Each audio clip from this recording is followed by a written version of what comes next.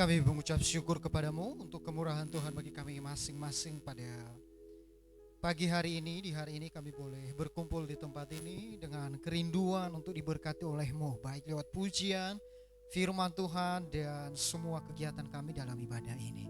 Bapa, dan tiba saatnya untuk kami boleh mendengar firman-Mu. Tuhan memberkati kami semua, hamba-Mu yang juga terbatas dalam menyampaikannya. Tuhan tolong supaya dengan kuasa-Mu biarlah firman yang akan kami dengar menjadi berkat bagi kami semua. Terima kasih Tuhan Yesus, dalam nama-Mu kami berdoa dan siap untuk diberkati oleh firman Tuhan. Haleluya. Amin.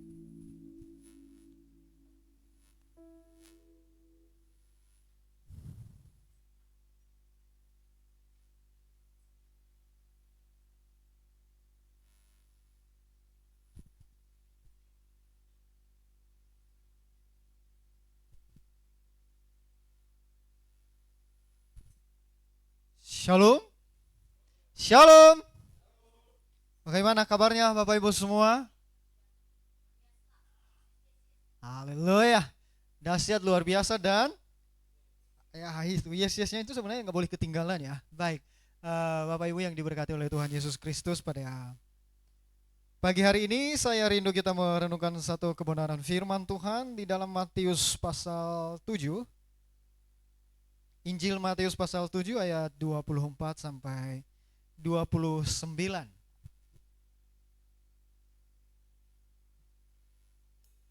Injil Matius pasal 7 ayat 24 sampai 29.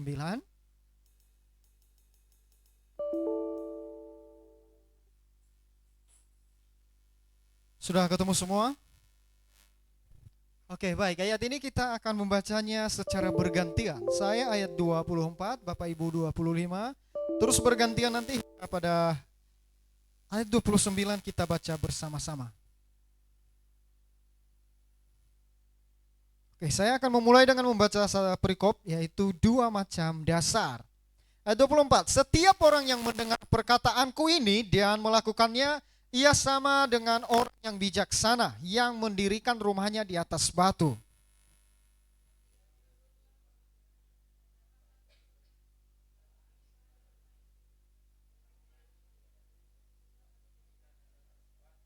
Tetapi setiap orang yang mendengar perkataanku ini dan tidak melakukannya, ia sama dengan orang yang bodoh yang mendirikan rumahnya di atas pasir.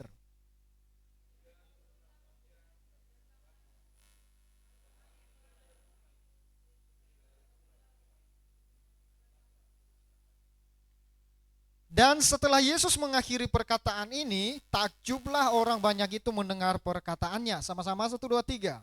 Sebab ia mengajar mereka sebagai orang yang berkuasa, tidak seperti ahli-ahli Taurat mereka. Sekian jauh pembacaan firman Tuhan. Yang berbahagia ialah yang membaca, merenungkan, dan yang melakukan dalam kehidupan sehari-hari. Bapak Ibu yang diberkati oleh Tuhan Yesus Kristus, pada pagi hari ini saya akan memberikan satu tema. Pasti penasaran temanya toh? Beberapa minggu lalu temanya unik-unik semua, dan pada saat ini saya akan memberikan satu tema. Apa ya? Bapak Ibu mau tema apa? Terserah saya. Oh, baiklah. Uh, Temanya pagi hari ini adalah setia atau bodoh. Ya, setia atau bodoh. Jujur saja tema ini terinspirasi ketika saya berbicara dengan beberapa teman, dengan beberapa orang-orang yang menurut saya menarik. Jadi seseorang yang bertahan dalam satu kelompok atau satu pekerjaan yang tidak dihargai, tidak diberikan sesuatu yang baiklah dalam pekerjaan itu. Apakah itu dikatakan setia atau bisa dikatakan bodoh? Ya. Jadi ketika kita melakukan pekerjaan, sesuatu yang kita ulang-ulang dan kita sudah memberikan yang terbaik, tetapi dalam satu pekerjaan itu kita sepertinya tidak dihargai dan tidak mendapat sesuatu reward untuk kita bisa dapat sesuatu, atau ya bolehlah dikatakan menghargai itu kita. Apakah kita mengatakan itu adalah kita sebagai orang yang setia, atau bahkan kita juga mungkin seperti orang bodoh? Ya, Bapak Ibu yang diberkati oleh Tuhan Yesus Kristus, pagi hari ini saya akan membahas tentang setia atau bodoh. Apa yang disebut dengan setia? Ya, kalau Bapak Ibu yang sedang dalam apapun situasi hidup kita, kita membutuhkan yang namanya apa? Setia. Atau ada yang tidak mau. Contohnya pasangannya nggak mau setia. Saya mau tuh pasangan saya itu kalau boleh ya, saya pacaran sama dia terus dia punya cewek lain di tempat lain, di tempat lain. Pak, pengen sekali yang laki-laki seperti itu. Ada pemuda-pemuda di sini? Pemudi maksudnya, pemudi? Hah? Mari ini ada? Tidak ya, oke. Atau contohnya laki-laki juga seperti itu. Saya mau cari perempuan yang gimana ya, TP-TP lah, tipis-tipis atau tebar pesona tipis-tipis. Kalau ada cowok ganteng lewat, ya sekalipun sementara duduk di samping saya nggak apa-apa lah ya, saya tebar-tebar pesona. Ada yang mau laki-laki yang begitu? Wah, saya yakin tidak ada. Atau dalam satu keluarga, dalam berkeluarga, suami istri jalan di mall, tiba-tiba ada gadis cantik lewat, tiba-tiba suaminya lirikannya tajam sekali dengan maksud lain. Istrinya, papa nih bagus, keren apa lirikannya? Atau bagaimana? Tampeleng, papa mata tuh, ya. Kalau boleh pakai kacamata kuda, ya, supaya nggak bisa lirik, hanya fokus ke mama. Atau begitu juga sebaliknya. Cek. Ini sebenarnya saya mulai diganggu ya. Saya yakin di antara kita tidak ada yang seperti itu. Tapi kalau ada yang mau, kayaknya nanti harus konsultasi dengan Bapak Gembala sama Ibu Gembala. Ada salah satu saraf yang rusak gitu. Ya, harus cepat-cepat diobati. Atau juga tema kita membahas tentang bodoh. Ada yang mau dikatakan bodoh di sini? Semua di sini mau dipuji. Amin. Kamu pintar, wah kamu luar biasa dan segala macamnya. Suatu kesaksian, suatu hari saya pernah pelayanan di satu daerah. Nah, waktu saya pelayanan di suatu daerah, tiba-tiba ini kesaksian tentang almarhum papa saya. Nah, waktu saya pelayanan dan ada satu seperti masalah sedikit yang harus kami selesaikan by phone, lewat telepon. Ya, saya masih kuliah waktu itu. Saya telepon papa, saya bicara. Terus kita sama-sama ngotot lah di situ. Ngotot-ngototan. Terus akhirnya keluarlah kata-kata papa saya yang bilang apa? Kamu nih bodoh, udah dijelaskan berkali-kali nggak ngerti. Kata bapak ibu tahu yang saya lakukan apa? Saya diam. Akhirnya saya menangis. Saya begini-begini hati saya tuh hello papa. Ya. Hati saya, langsung saya diam dan menangis. Kenapa? Saya bilang, papa, saya SD, SMP, SMA lulus. Bahkan sampai saya ini kuliah. Saya tidak pernah dibilang orang bodoh. Orang terdekat saya saja. Orang tua saya bilang saya bodoh, kata-kata itu saya tidak terima. Dan waktunya butuh penyelesaian khusus dengan papa saya. Ya, saya bilang, papa harus minta maaf dengan saya. Ada kalanya saya harus seperti itu. Papa minta maaf, akhirnya selesai. Artinya apa? Bapak Ibu yang saya mau sampaikan. Tidak ada di antara kita yang suka dengan kata-kata itu. Tetapi mari kita belajar firman Tuhan pagi hari ini. Ya. Dalam bahasa Inggris, kata mendengarkan digunakan kata apa? Oke. Biasanya orang-orang lentera ini jago di sini ya. Menggunakan kata to listen. Ya. Sedang kata mendengar dipakai kata to hear. Nah, ini bahasa kami tiap hari di rumah. Jadi Bapak Ibu mungkin nanti kalau berkunjung ke rumah kami, jangan heran kalau kami menggunakan bahasa-bahasa ini ya.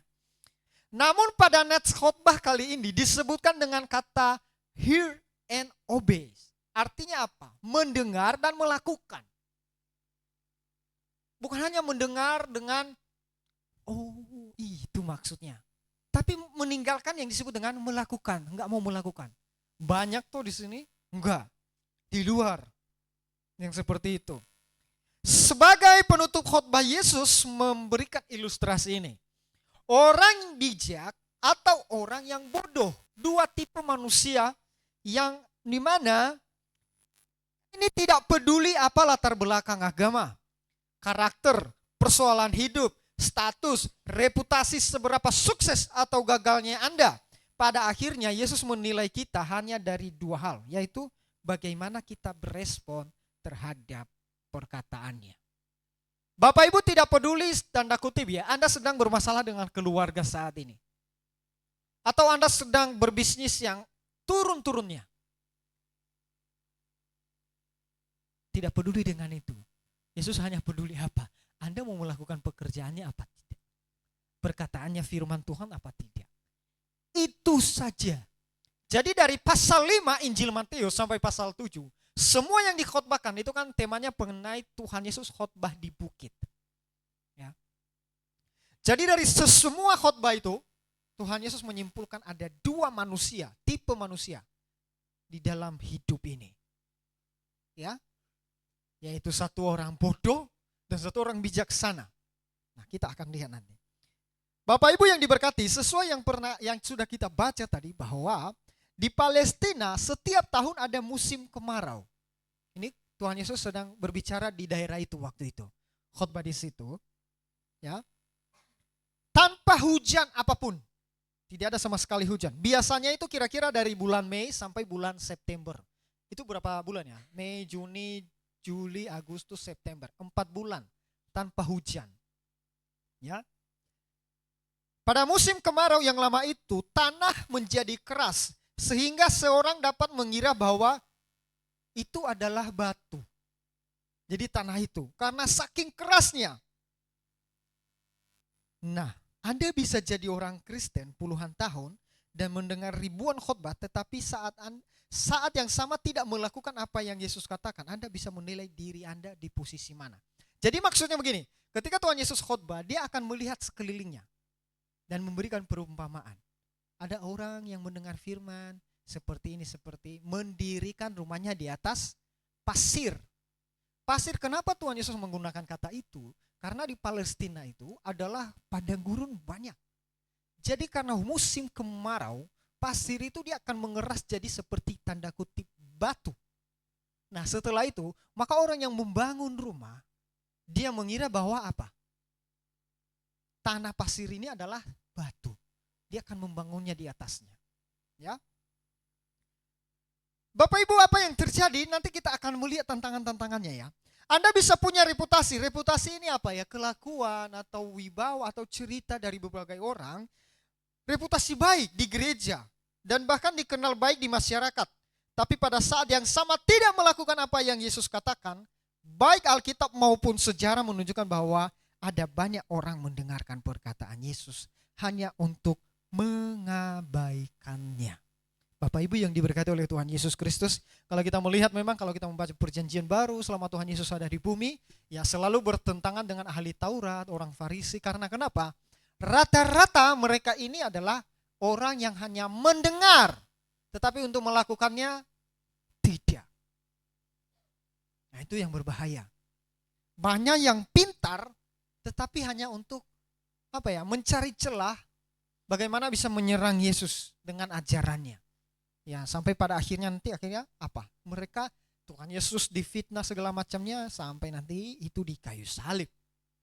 Tetapi saat ini bagaimana? Apakah kita seperti itu juga mencari celah untuk menyerang Yesus? Tidak. Saat ini ada dua tipe manusia yang mirip di khotbah ini, sama-sama membangun rumah. Sama-sama membangun rumah. Secara kasat mata tidak terlihat perbedaannya. Kenapa Bapak Ibu? Karena yang kelihatan adalah rumah waktu dibangun. Tetapi yang menjadi pembedaan adalah kenapa tidak terlihatan? Karena ada di fondasinya. Itu yang menarik. Ya, ada di fondasinya. Tetapi kalau kesukaran datang, bedanya akan terlihat. Nah ini baru. Ya memang orang tuh bisa bercerita apalah. Ya. Demikian jugalah orang yang mendengar firman Tuhan dan menjalankannya. Ia tahan terhadap berbagai musim kehidupan, baik tantangan pekerjaan, masalah keluarga, pergumulan-pergumulan hidup. Bapak Ibu yang diberkati oleh Tuhan Yesus, orang pertama menggali tanah dalam sampai jumpa batu. Tadi saya sudah sampaikan, ya. Ketika membangun tanah di atas pasir yang mengira itu adalah batu, maka orang yang pintar, bijaksana yang dikatakan oleh Tuhan Yesus dalam khotbahnya, dia akan menggalinya sampai ketemu batu. Dia baru dirikan rumah di situ. Di atas batu itu ia mendirikan dasar rumah. Dengan kata lain, ia bekerja keras mencarinya. Ya, dengan gigih, susah payah. Ada usaha yang keras, bukan dengan mudah. Jalan pintas dan gampang mendirikan rumah. Hasilnya, rumah itu tahan dari derpaan banjir dan angin ribut. Ingat, apa yang dilakukan oleh orang supaya rumahnya bertahan? Dia akan menggali fondasinya sampai dia ketemu batu. Artinya apa Bapak Ibu? Dia bekerja keras. Nah, dalam hidup kita, saya tidak tahu seperti apa kerja keras kita dalam mengikut Tuhan. Di dalam melakukan apa yang Tuhan mau. Apakah menggalinya sampai ketemu batu? Atau membangun di atas pasir yang seperti batu? Demikian juga ya orang-orang. Ada tipe orang yang kedua, yaitu membangun rumahnya di atas pasir. Di Palestina, pasir yang benar hanyalah terdapat di tepi laut. Berarti pasir-pasir di padang gurun, khotbah Tuhan Yesus di padang gurun itu, bukan itu maksudnya, bukan itu pasir yang dimaksud. Sebab itu dapatlah dianggap yang dimaksud Matius ialah tanah.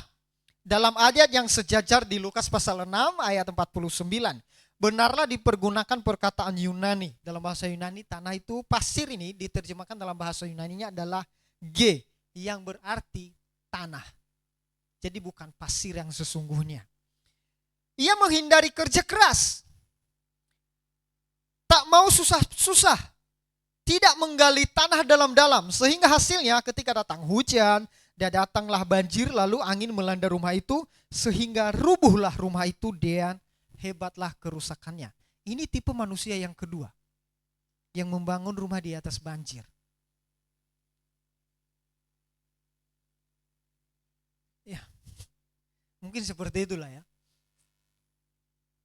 Bapak Ibu yang diberkati oleh Tuhan Yesus Kristus, tipe yang kedua ini adalah boleh dikategorikan seperti pemalas. Ya. Lebih ke rutinitas. Contohnya nih, seperti hari Minggu ini. Saya ibadah sajalah daripada nanti, aduh Pak Gembala biasa kunjungan kalau nggak datang hari Minggu ini malas ah. Nanti Pak Gembala datang lagi di rumah, nggak usah, ibadah saja. Tanpa apa? Berusaha. Sebenarnya tujuan saya ibadah ini apa? Nah Bapak Ibu, realitanya banyak saat ini orang lebih senang khotbah motivasi. Makanya sebenarnya beberapa minggu lalu itu saya sengaja membahas tentang doktrin dan khotbah-khotbah yang seperti tidak biasa. Seperti haleluya, amin. Minggu terakhir kemarin saya khotbah tentang apa? Sola Scriptura.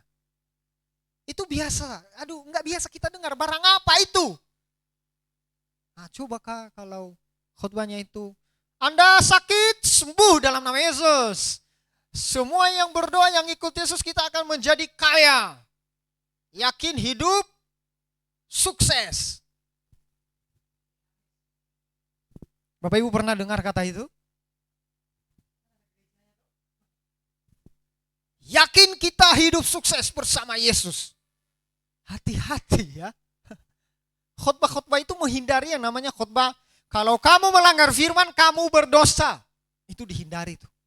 Nggak mau. Kami maunya apa? Pokoknya ikut Yesus, kita sehat, kita luar biasa, dahsyat, yes, yes, yes. Dan kita kaya. Bapak Ibu yang diberkati, akhir-akhir ini banyak orang Kristen lebih senang dengan barang itu. Dengan khotbah itu. Wah enak sekali, saya pulang ke rumah tuh, luar biasa. Saya dijamah Tuhan. Hari Senin saya mulai jatuh lagi. Lah kenapa? Karena motivasi saja. Itulah yang dibilang oleh Tuhan Yesus. Orang mendengarnya hanya sebatas apa? Seperti membangun di atas pasir.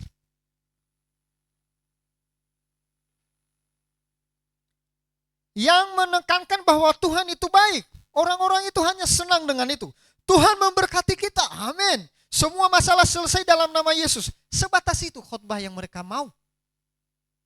Tapi tidak ditegur, hei kamu kalau tidak sungguh-sungguh dalam Tuhan, kamu berdosa, kamu masuk neraka. Hidupmu gak beres dengan Tuhan, bahaya. Nah kalau ditegur begitu, minggu depan yakin itu gak mau ibadah.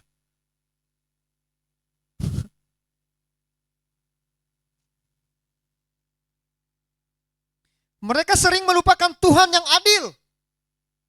Tuhan itu adil Bapak Ibu. Amin. Kamu bersalah, kamu dihajar sama Tuhan. Tapi orang-orang gak mau mendengar itu keadilan. Saya mau bersalah, saya diampuni saja. Harus ada konsekuensi. Seperti Daud. Ya, Daud itu kurang setia apa dengan Tuhan. Tapi waktu dia mengintip orang mandi, jatuh dalam dosa dan segala macamnya apa? Tetap ada konsekuensinya. Mati anak itu. Tapi apakah Tuhan enggak mengampuninya? Dia ampuni. Begitupun kita. Jadi dalam mengikut Tuhan, hati-hati. Jangan hanya bilang, ya Tuhan adil, dia mengampuni saya dalam dosa ketika saya berdosa. Masih ada koma di situ. Tapi dia juga adil, akan menghukum saya. Bapak Ibu ingat ya, apa kesalahan-kesalahan yang dibuat di hadapan Tuhan. Tuhan kita adalah Tuhan yang cemburu. Dan tidak membiarkan kita luput dari hukuman ketika berdosa. Nah, ini khotbahnya keras. Jangan main-main. Tidak membiarkan. Nah, sekarang kita ada di orang yang setia atau bodoh.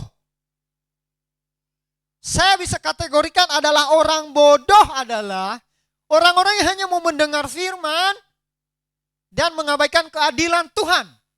Melupakan yang disebut dengan hukuman ketika berdosa. Saya bilang itu bodoh.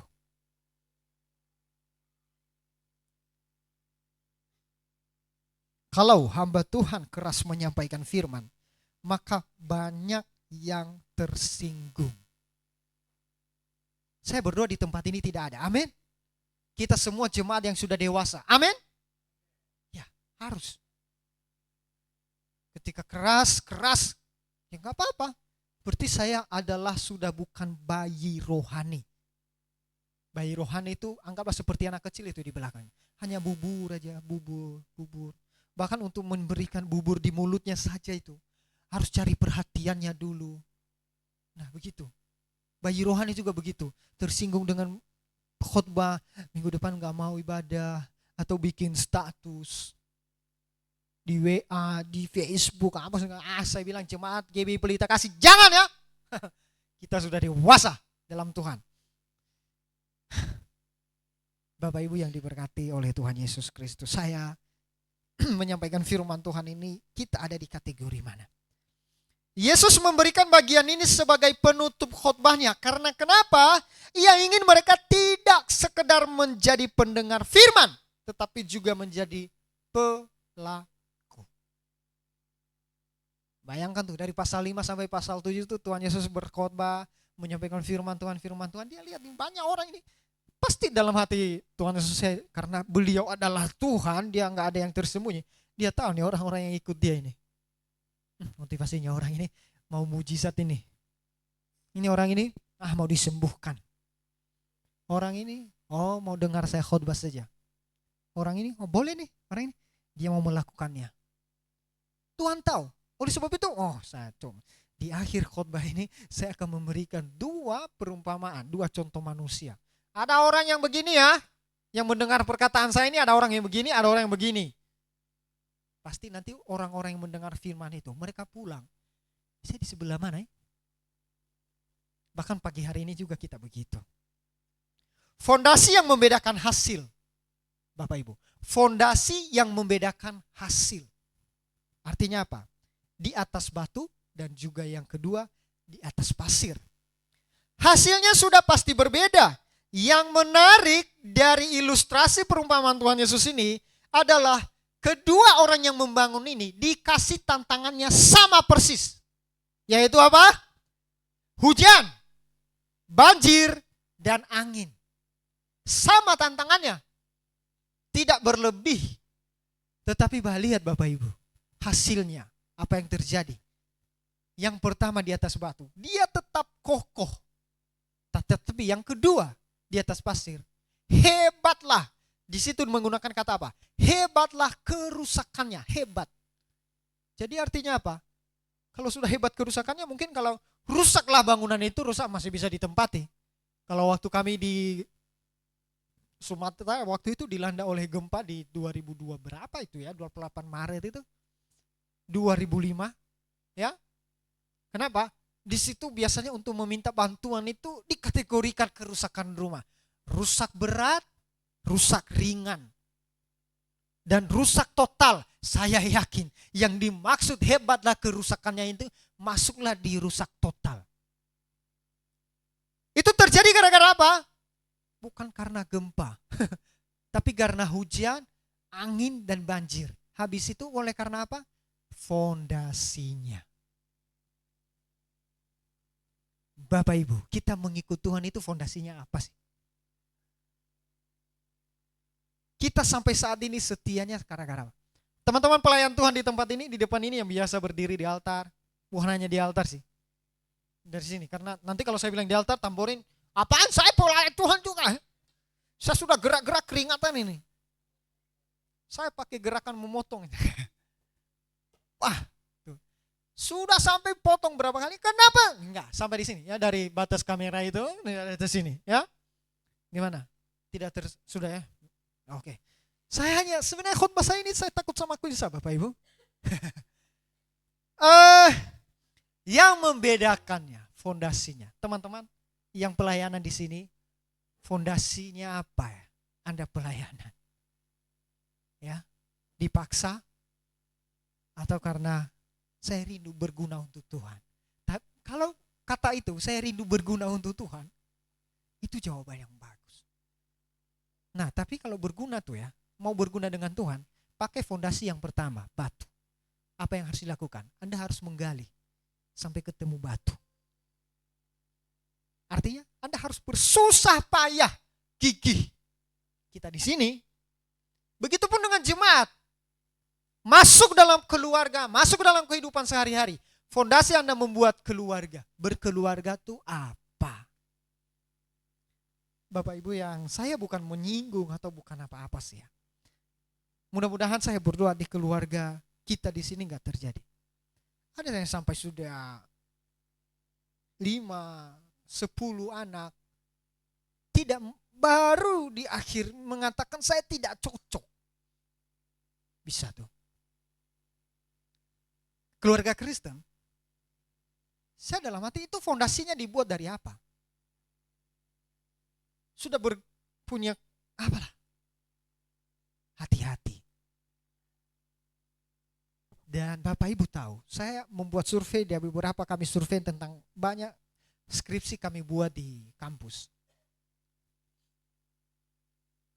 Rata-rata keluarga Kristen itu bubar. Hampir karena ego. Egois. Jadi orang yang sudah lama menikah, sebenarnya ya, Bapak saya sudah lama sakit hati dengan Bapak. Tidak mau curhat. Tidak mau mengalah. Itu dampaknya. Tetapi kalau egonya diturunkan, bisa sebenarnya. Bapak Ibu yang diberkati, saya tidak terlalu dalam membahas tentang itu. Tetapi saya rindu pagi hari ini kita evaluasi diri kita. Mari kita melihat fondasi kita. Baik di dalam bekerja, di kantor, di rumah tangga, di dalam berjemaat, fondasi kita apa? Saya bilang harus jelas.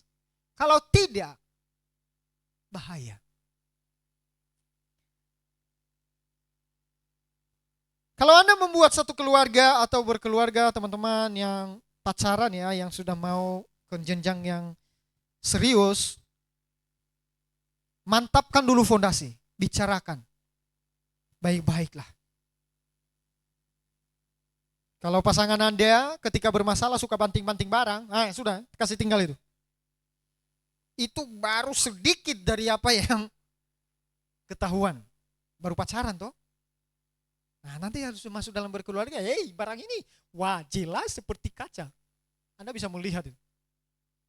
Ya, saya ingatkan di tempat ini. Kalau pasangan Anda hanya masalah sedikit, dia sudah maki-maki, Katakan ke dia, Anda berubahkah tidak? Kalau tidak, saya kasih tinggal.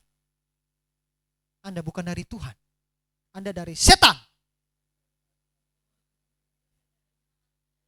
Ya, Bapak Ibu tanya sama istri saya itu, kami pacaran 6 tahun dan sudah masuk dalam keluarga. Belum sedikit pun saya maki dia. Tanya. Dan saya, Bapak Ibu, saya memberikan kesaksian kepada istri saya. Tidak pernah terucap dari mulut saya. Ya. Artinya apa? Saya mau membuktikan bahwa saya dari Tuhan. Bukan dari setan, dari dunia lain.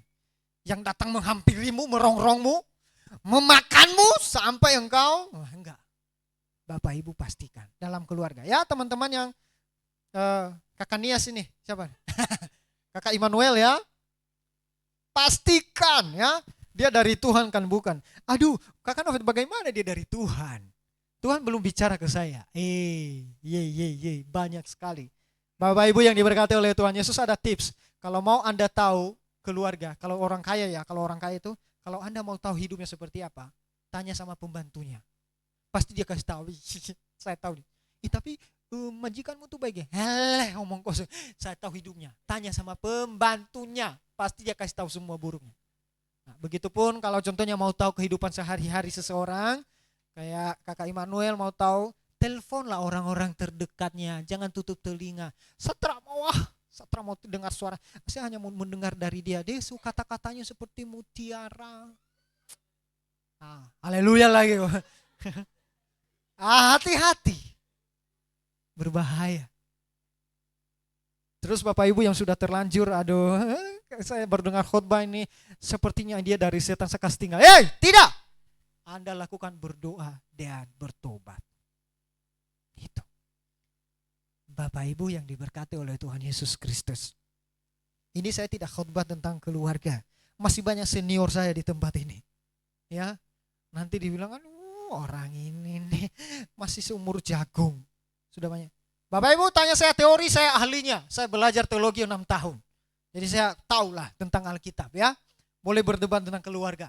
Tapi kalau prakteknya saya sungkem lah itu ya. Bapak Ibu lebih di atasnya. Tetapi kalau berbicara kebenaran tentang firman Tuhan mengenai keluarga, saya bisa bilang bahwa saya ahlinya di situ. Saya sampaikan apa dampak dan berbahaya dan apa tipsnya sesuai firman ya. Bapak Ibu yang diberkati oleh Tuhan. Jangan kita seperti orang yang nyaman dengan motivasi hidup, yang tidak mau ditegur. Jangan.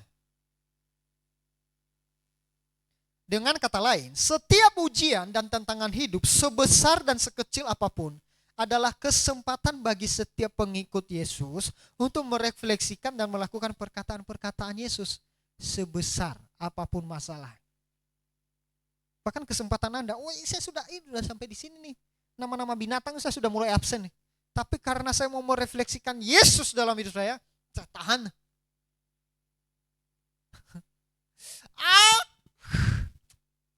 Nggak jadi. Bukan begitu. Tetapi harus membatasi diri.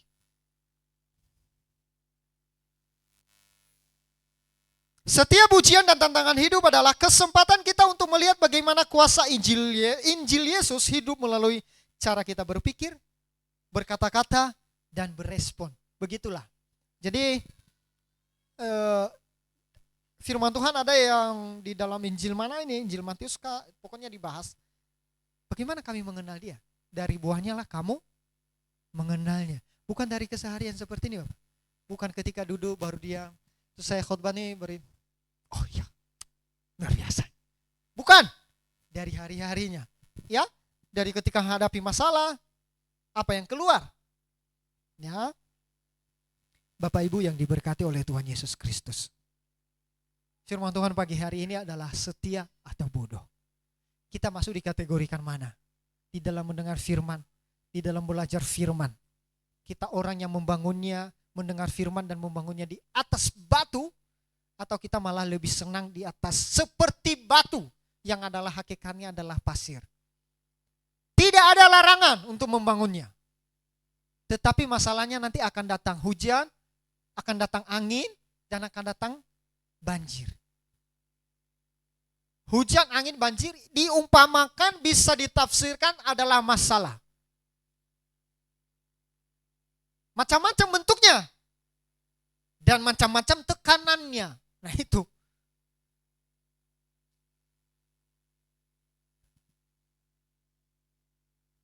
Nah kita yang membangun fondasinya di atas batu, tekanan apapun ya kita tetap berdiri teguh di tengah badai. Tapi kita yang membangunnya di atas pasir yang seperti tanah tadi ya, seperti batu tadi. Loyo itu. Sedikit masalah nggak mau lagi. Sedikit-sedikit, aduh sudah salahkan Tuhan. Itu yang bahaya. Jadi Bapak Ibu, kita pilih. Kita ada di sebelah mana, kita ada di kelompok mana.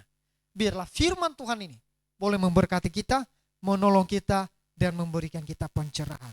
Dan lebih dari itu, kita melakukan kehendak Bapa yang di surga. Amin. Mari kita berdoa. Bapa di surga, kami mengucap syukur kepadamu untuk kesempatan ini di mana kami sudah mendengar firman Tuhan. Sekalipun hamba sangat terbatas dalam menyampaikannya, tapi kami percaya Roh Kudus-Mu tidak terbatas menjelaskannya lebih di dalam hati kami, dalam pikiran kami. Dan juga Roh Kudus-Mu juga akan menuntun kami melakukan firman-Mu ini. Terima kasih Bapa, di dalam nama-Mu kami mengucap syukur dan berdoa. Haleluya. Amin.